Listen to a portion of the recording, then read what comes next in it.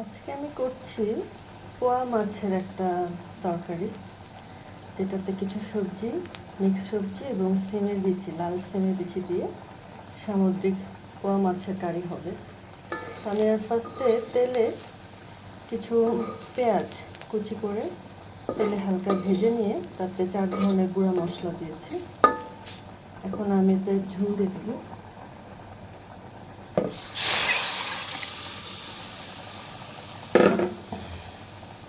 পরিমাণ মতো লবণ দিয়েছি।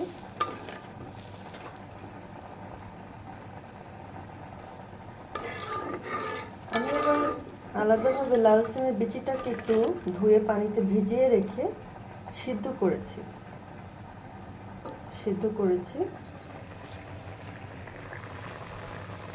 টমেটো দিয়ে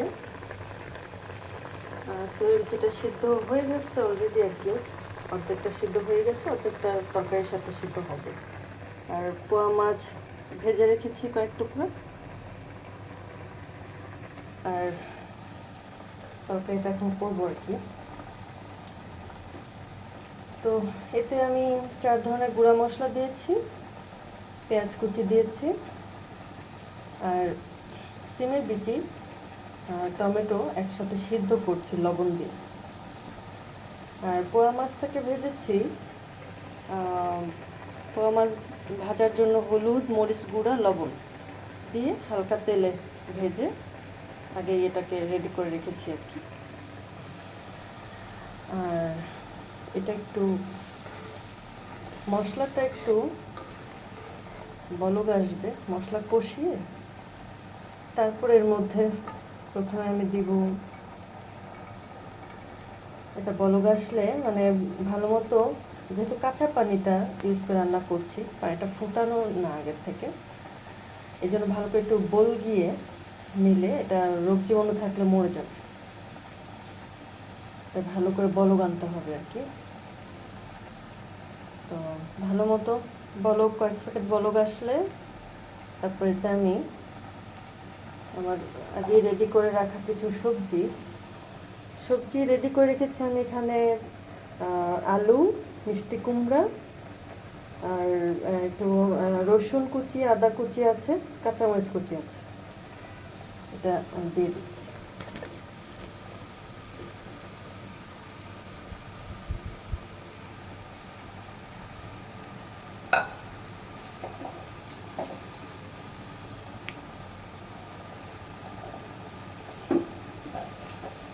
এটাকে দিয়ে আমার সিমের বিচিটা মোটামুটি সিদ্ধ হওয়া আছে, বাকিটা তরকারির সাথে সিদ্ধ হয়ে যাবে। লাল সিমের বিচিটা দেখতেও সুন্দর আর খেতেও বেশ সুস্বাদু একদম। এখানে খুব ভালো লাল সিমের বিচি পাওয়া যায়,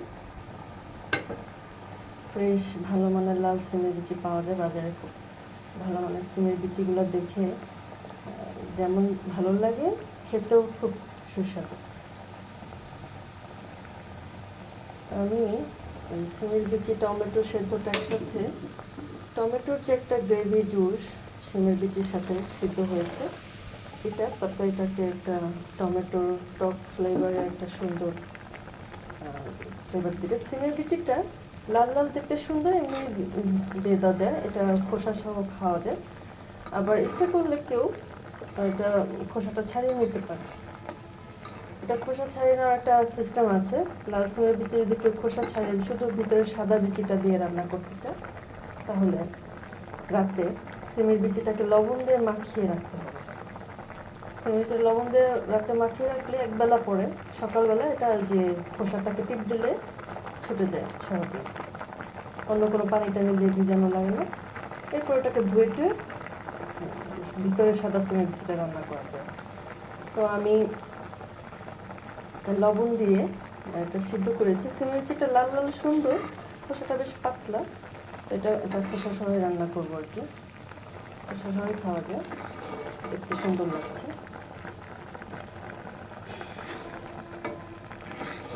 পোয়া মাছ, কক্সবাজারের সামুদ্রিক পোয়া মাছ, এগুলা বেশ সুস্বাদু। আর সামুদ্রিক মাছের তো অন্যরকম ভিটামিন মিনারেলস আছে। সামুদ্রিক মাছের খাদ্যগুণ অতুলনীয়।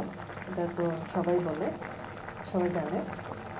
তো পোয়া মাছ এমনিতে আবার সুস্বাদু, কোনো বাজে গন্ধ নেই, আর খেতেও ভালো।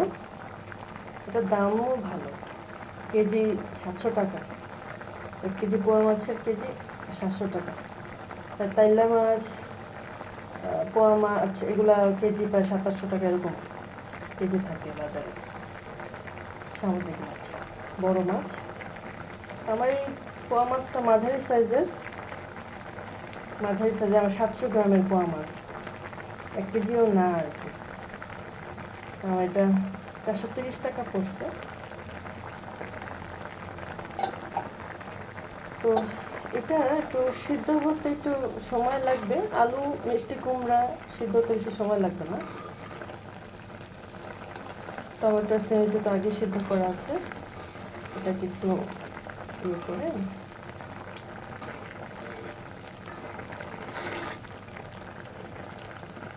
কাঁচামরিচ দিয়েছি। এটা তার ধনিয়া পাতা দেওয়ার দরকার নেই, কারণ মিষ্টি কুমড়া দিলে তরকারিটা অন্যরকম টেস্ট হয়। সিমের বিচে একটা টেস্ট আছে, আলুর একটা টেস্ট আছে।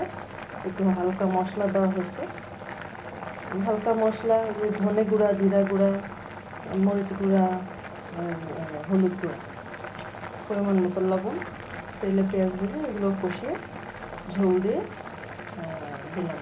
সবজি এবং সিমের বিচি, টমেটো এগুলো দিয়ে এখন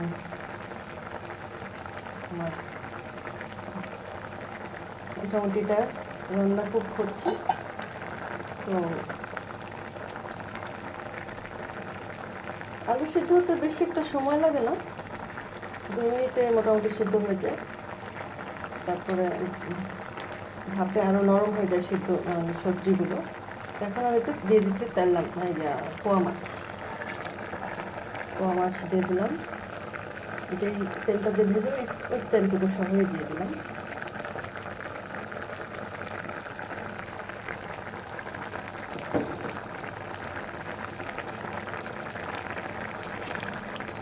পোয়া মাছের লেজটা চিকন, মাছটা উপরে দিকেই থাকুক, এখন নিচে সবজিগুলো সিদ্ধ হতে থাকে। একটু পরে মাছ উল্টে দিব আর কি।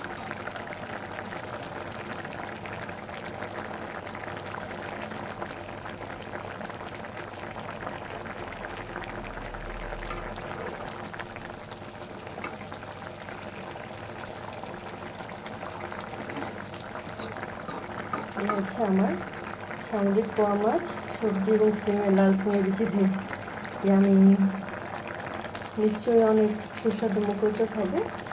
আর ভাত দিয়ে খাওয়া যাবে, ভাত দিয়ে খেতে ভালো লাগবে।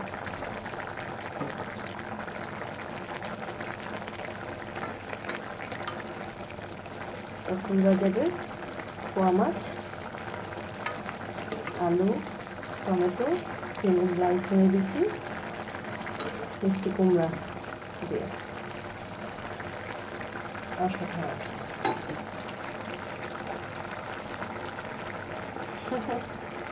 আমি